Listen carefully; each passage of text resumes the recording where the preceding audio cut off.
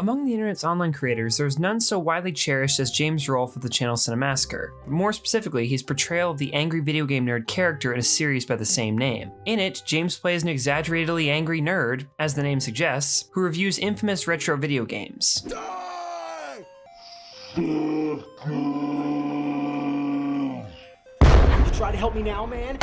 These videos have a fair mix of comedy and critique, and often with absurd and over-the-top special effects that add a charm unmatched by almost anyone else today. But on top of being likable content, the show's lifespan is also one that's unmatched by anything else today. The first episode was created on May 16, 2004, just under a year before YouTube itself was made publicly accessible. The second episode quickly followed, and unlike the first, James showed his face and dressed in what would become the signature clothing for the character. A character who at the time would become known as the Angry Nintendo Nerd. The first and second episodes were created out of boredom when James had just finished film school and were passed around on VHS tapes to friends. They would later be uploaded on his website, Cinemassacre.com, as parts of his filmography. Here they gained a small amount of initial recognition, prompting James to make the decision to continue the series 2 years later. And by this point, YouTube had been made available. So, in April of 2006, a channel was created under the username James Nintendo Nerd, and the first 2 episodes were uploaded a few days later. And along with them, a third episode was put up. For the remainder of the year, James released more and more episodes, eventually reaching number 17 and ending off 2006 with a Christmas special. Many of these would gain significant attention at the time. So much so that in early 2007, James's channel became partnered with Screw Attack and Game Trailers, who rebranded his character to The Angry Video Game Nerd as it is today, in an attempt to avoid trademark violations with Nintendo. Through this arrangement, James was able to sell merchandise through his company using the newly rebranded character. But from that point forward, new AVGN episodes were uploaded to the Game Trailers site, with only teaser trailers posted on the James Nintendo Nerd channel, which linked to the full versions. This arrangement lasted years and affected 89 AVGN episodes, which didn't premiere on YouTube until over a full year after their respective trailer. James's upload rate during this time was extremely fast-paced. Due to contractual obligations with Screw Attack and Game Trailers, he had to produce 2 new AVGN episodes every month, a rate which closely aligned with the release schedule of the first 17 episodes. But this time, it was mandatory for him to do so. Some may argue that James was being put in an unfair position by having so many restrictions put in, but keep in mind, at that point monetization for gaming channels was nearly impossible, and joining a network was one of the few direct means of making money. So in this scenario, it's likely that James was taking the best option even despite the drawbacks. When asked about his relationship to Screw Attack and Game Trailers, James had this to say. In February 2007, MTV's GameTrailers.com bought an exclusive deal with Screw Attack shows, The Angry Video Game Nerd, as well as Top 10s and Video Game Vaults. The timing was good because I was going through a big move and needed to support myself, let alone make video game reviews. So this was the first time I actually got paid for what I do. It was my big break, you could say. But this also means the videos are an exclusive feature to Game Trailers. This means that I don't post new nerd episodes on YouTube any longer, until they're over a year old. Even still, he would continue to produce other content alongside AVGN, which he would upload on his channel to supplement the lost content, keeping it active beyond just trailers. This included series that remain popular to this day, like You Know What's Bullshit starting in 2007 and Board James in 2009. In the tail end of 2009, James would often refer to delays, so it's very possible that his constant video production was starting to pose issues for him. And on March 17, 2010, this was confirmed to be the case when he made a post stating that he'd been experiencing burnout and was going on a brief hiatus. This break would end in May of that year, but likely in response, James's contract was altered to allow him to produce AVGN episodes for GameTrailers.com monthly rather than twice per month as he had for the past 3 years. Though like before, AVGN episodes would continue to be posted on Game Trailers and with a year-long delay before reaching YouTube. But as a result of lowering his rate of uploads, fans started to become concerned, thinking that James might be abandoning the character or growing disinterested. Although on September 23, 2010, he made an update video clearing up the rumors and announcing his future plans for the character. Since I've been doing 1 Angry Video Game Nerd episode a month as opposed to 2, which was insane by the way, you know, there's a lot of word going around that I'm slowing down. I'm gonna retire the nerd soon. I'm walking away.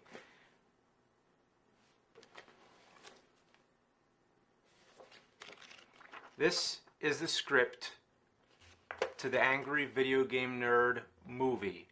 Yeah, a feature film starring your favorite nerd. You gotta understand, this is a future plan. This is not something that is going to happen right away. For the next 4 years, James would undergo the long process of orchestrating the creation of what would come to be the Angry Video Game Nerd movie, which would alter his schedule like never before and cause a second paradigm shift in the channel. On March 28th, 2011, James would release an update video stating that future AVGN episodes would be delayed following episode 101, but that Mike, the channel's co-owner, would still continue producing his own content, which he'd started posting on the channel actively in the years prior. From this point on, James would enter one of the busiest periods of his life as he tried to balance all the aspects of making a movie. But it was during this time that James's arrangement with Screw Attack would come to a close. Starting in July 2012 with his Schwarzenegger Games review, James would now upload his videos directly to YouTube, and at whatever rate he pleased. Though based on the information that's currently available, it's unclear as to exactly why he left. But given the circumstances, there are a number of likely reasons. James's YouTube hiatus due to the movie certainly made his one review per month quota unsustainable, so they may have just mutually decided to end the contract, or James himself may have decided that the drawback from the arrangement was no longer worth it since by this point other monetization options were widely available, or maybe it could have been a combination between the two. Regardless though, the return of AVGN episodes to YouTube would prove to be permanent. The older ones would eventually find their way to the channel in full, and the new ones went out without trailers like they had in 2006. As 2012 ended and 2013 began, James would make significant progress in the movie, but would see another major life change on April 26, 2013 when his wife gave birth to James's first of 2 daughters. He'd been married since 2007, so this was anticipated by many, but having been born right in the middle of what was already the busiest portion of James's life seemed to solidify the fact that he would have to continue to manage his time efficiently in order to stay active as a father. The Angry Video Game Nerd movie premiered on July 21st, 2014 to lukewarm mainstream reception. While being very in line with the feeling and style presented in his reviews, many found that whether it was due to the writing or simply the fact that the source material didn't translate to a full-length film, the movie was lackluster in a lot of areas. It sits with a 5.6 out of 10 on IMDb and a 60% audience score on Rotten Tomatoes. This isn't to say that the movie is bad, and the purpose of this video is not to assess quality, but the reaction is worth noting simply because it was the first feature film of a man seeking to make movies as a career. As James himself has stated time and time again, the AVGN reviews were not intended as his main venture in life, and that his ultimate goal was to someday branch out into directing. You know, you gotta understand that making movies has been my life mission, and that the Nerd series was a side project, or at least at the time it was, and what do you know, it exploded and it took on a life of its own. So, for his breakout film to have been received this way may have been a bit of a deterrent, but he's still yet to make mention on how the audience reaction has affected him, so who's to say? Once the movie saw its release, James would return to making videos as he had prior, but at his own rate and on YouTube exclusively since the contract with Screw Attack had ended. Though by this point, YouTube had undergone massive changes. The last time James had been in a position where he was both unoccupied with a larger project and able to produce AVGN episodes at his own pace was 2006, though by this point YouTube itself had undergone massive changes. The algorithm had been modified to prioritize watch time and upload frequency, meaning that edit-heavy content requiring more time and effort is less likely to thrive since it can't be produced at the same rate or be as long. As stated, James had made a habit of uploading additional content as a means of keeping subscribers satiated, but now with no restrictions in place by corporations or circumstance, he could increase video production to meet the site's demands.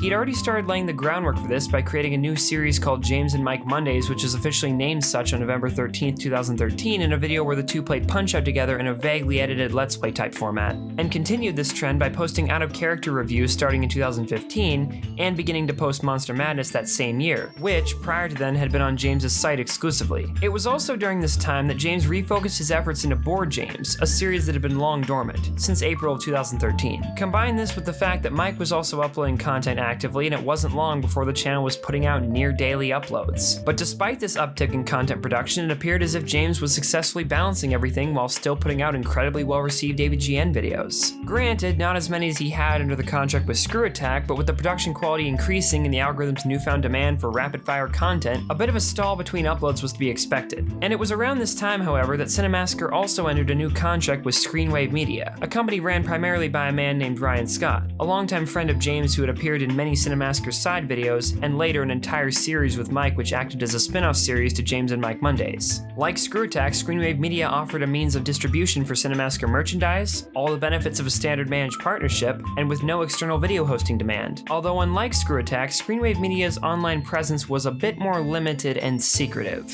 though this is common with most modern-day networks. Other than the core services, little is known about exactly what arrangement they have with Cinemassacre, but as time went on, this partnership became controversial. The uptick in content continued gradually to the point of reaching uploads nearly every other day, leading many to believe that this was actually due to Screenwave's influence rather than a genuine effort on James's part out of passion. It became a common complaint that Cinemassacre would flood sub-boxes with filler content that some viewed as being more fitting for the second channel, which by that point had become primarily used for Mike's streams and edited highlights. Similarly, back on the main, projects like Board James and Ended, whether temporarily or for good, and as the years went on, very few long-form edited content was put up. Aside from these aforementioned series, and the AVGN collection and highlight videos that had always been a staple of the channel, a new series called Rental Reviews also started, as well as more content involving Ryan, further leading many to think that Screenwave was exercising some amount of their influence to become an active part of James's videos. Whether these claims are justified or not is uncertain. As stated, Ryan himself was always a part of Cinemassacre to some degree, but his presence in videos escalated greatly only after Cinemassacre partnered with Screenwave, as did the presence of other Screenwave members, though it's worth knowing that James may only have met some of them after starting the partnership. Discussion of this was notoriously censored on the Cinemassacre-related social media, like in the comments or Reddit threads, with remaining posts including sections where the user seems to accept the fact that their post will likely be lost for those reasons. This had become a common practice for Cinemassacre in the years prior, but it's worth knowing that James himself seldom had a direct hand in this, since Mike managed many of the official accounts. Whether he was instructed by others to remove comments such as these is unclear, so Mike isn't necessarily at fault either. But in spite of this arrangement, hate, criticism, and controversial Cinemassacre discussion was moved to a series of small but noteworthy social media accounts, with a prominent one being r/CinemassacreTruth. Though biased and not to be treated as a reliable information source, its existence showed that at least a minority of the Cinemassacre subscriber base was upset about the changes that had been occurring, but as time went on, things would only escalate. But in 2018 and 19, many of these complaints began carrying over to AVGN videos, which at that point were still being released at a similar frequency to when James had gotten done working on his movie in 2015. But the newer episodes, however, were perceived much differently, at least by some. It's rumored that the writing, filming, and many other aspects of the AVGN videos were taken over by Screenwave Media members in an attempt to assist James, but this was seen as affecting the quality of the videos. While a complete audience reaction is impossible to gauge, one can seek out the Angry Video Game Nerd IMDb page where each episode is able to be given an individual ranking. While being a small sample size, this appears to be the only place where a sorted list of this sort is available and can be influenced publicly. From it, it's worth knowing that newer videos are often placed near the bottom, excluding of course the 50 or so individual AVGN cover art reviews done as one 2015 Christmas special. However, some of the new ones are near the top as well, so it appears as if, by these ratings, many of the videos today tend to be viewed as hit or miss. But the new content wasn't all that was being affected. In late 2019, active AVGN viewers began to notice that the entire backlog of reviews began to see changes. Each had their thumbnails replaced with new ones, which fell into the following format: James's face on the right, the AVGN logo to the top left, and something relating to the game on the bottom left. The descriptions were also amended to show hashtags over top the title, and immovable end cards were added to the end of each video, some of which inadvertently cover up aspects of the review itself. These changes also upset the same portion of the fanbase, and to this day, little is known about why these actions are occurring. James is often silent about things, which is understandable since this tactic has been wise in the past, like in 2016 when he was put under fire for refusing to see the new Ghostbusters reboot on the grounds that he thought it would be bad, and was accused of being sexist by the mainstream celebrities and journalists as a result. In that instance, silence was the right answer, because everyone knew it was just people taking things out of context. But this also has proven to be his method in terms of how the channel is run. As stated, many of the specifics regarding James's partnership with Screenwave Media are unknown.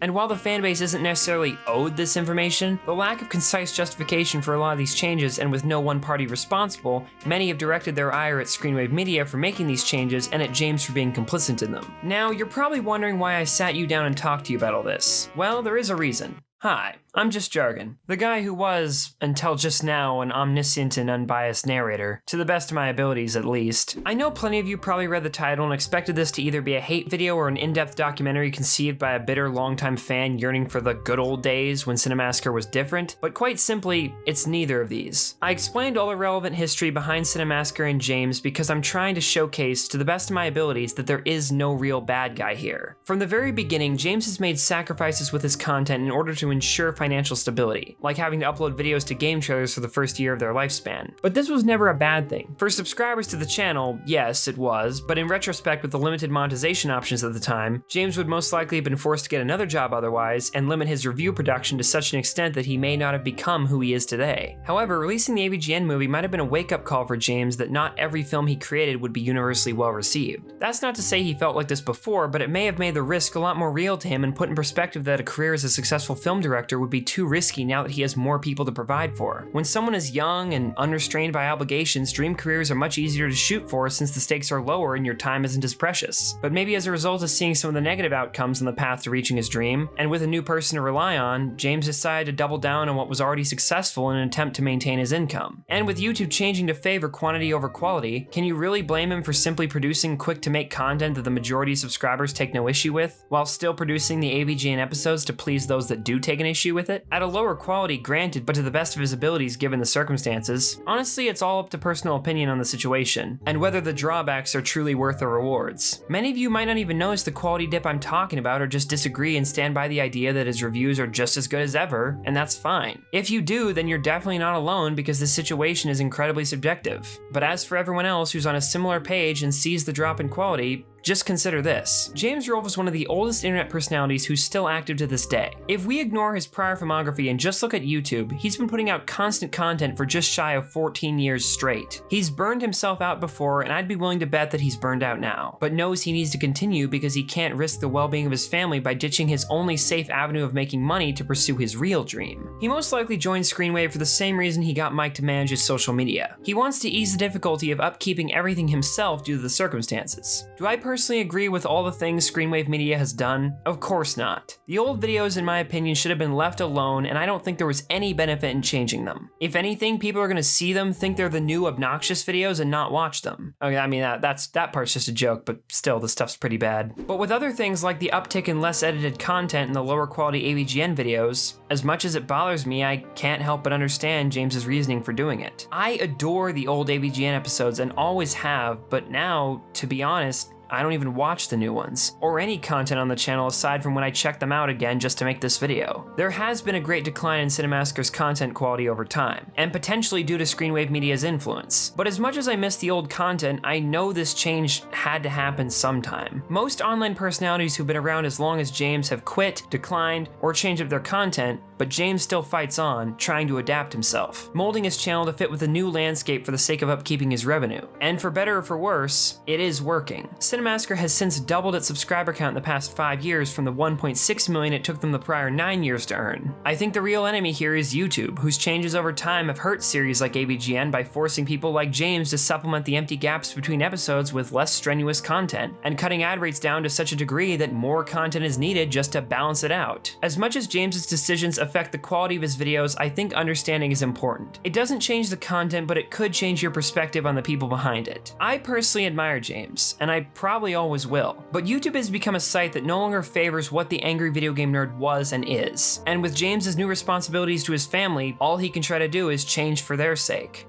Sometimes change occurs for the worst, but sometimes one doesn't have a choice. Love it.